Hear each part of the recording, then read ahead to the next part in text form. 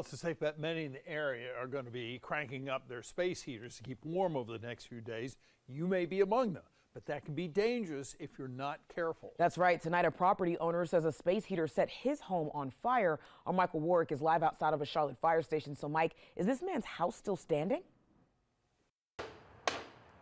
Eric Hoffman boards up a home on Freedom Drive that's been in his family for generations. We came back here and saw how bad it was. Firefighters say a space heater caused the home to catch fire early Tuesday morning. Eric says the tenant inside and many of her belongings got out, but not without burns. She went to sleep with a space heater on, and it set, I don't know if it was the bedding or what.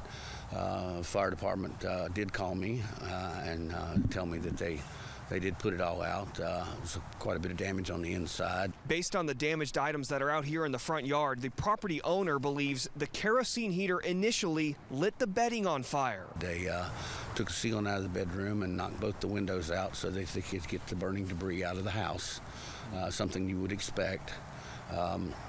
Being in the home repair industry for all my life, I pretty much knew what to expect. So we're just boarding the windows up so that no one else can get in and hopefully to keep the elements out. Space heaters are often blamed for winter house fires. Insurance Commissioner Mike Causey says 119 people died in North Carolina house fires last year, many related to home heating.